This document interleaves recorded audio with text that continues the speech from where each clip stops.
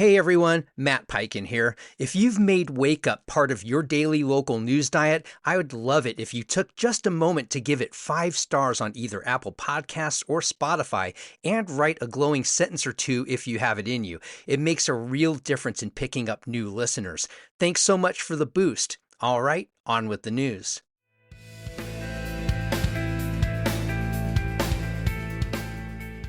Wake up, Jacksonville. I'm Matt Peiken. Thanks so much for tuning into your local newscast for Tuesday, March 17th. Jacksonville is moving ahead with several major public projects tied to downtown revitalization. The city opened the first phase of the 6-acre Riverfront Plaza in December on the former Jacksonville Landing site, with a playground, event lawn, and Riverwalk upgrades. A second phase is underway. On the South Bank, 4 connected parks opened at River's Edge before Thanksgiving. Construction continues on the $6 million Music Heritage Garden, expected later this spring. The city also plans a 1,200-foot South Bank Riverwalk extension, began work on the Emerald Trail's Hogan Street link, and recently reconnected McCoy's Creek to the St. Johns River. These downtown developments are spelled out in a 2-part series in the Daily Record.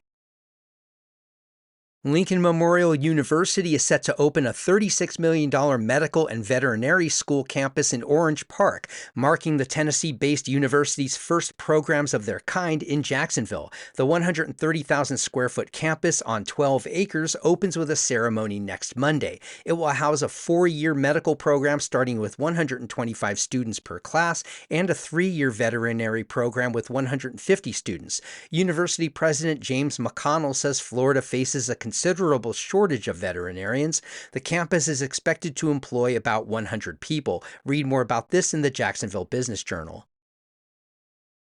Jacksonville has officially joined the U.S. Civil Rights Trail, with dozens of historical markers set to roll out across the city in the coming months. The city received the designation in February, capping an effort that began in 2018. A kickoff event marked the spot at Mount Ararat Missionary Baptist Church, where Martin Luther King Jr. once preached. Upcoming markers will trace sit-ins, freedom riders, school desegregation battles, Axe Handle Saturday, the killing of Johnny May Chapel, and the 1969 Halloween riot. Sites will also recognize Black churches, student activism, and local leaders whose work shaped the movement. You can read more in the Times-Union.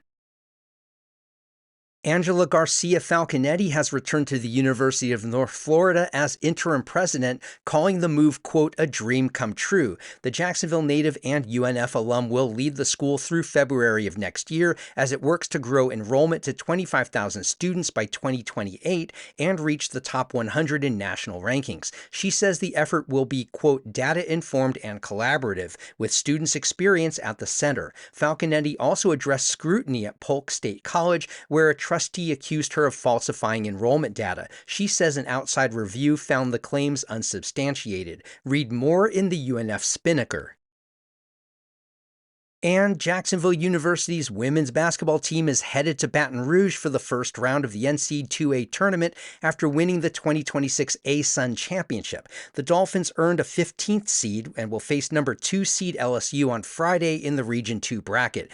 This is the program's highest NCAA seed ever, topping its 16th seed in 2016. The Dolphins enter the tournament at 24-8 overall, matching the best win total in team history, and secured the automatic bid by winning 3 ASUN tournament games. You can read more about this from the Jacksonville University news page.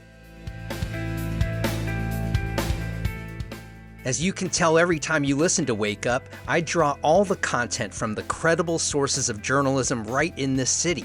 But if I've messed up with anything like how to pronounce something, or you think there's just something more I need to know about a certain story, you can always drop me a line at editor@wakeupthenews.org. I'd love to hear from you. Thanks so much for tuning in, and I'll see you on the next episode of Wake Up.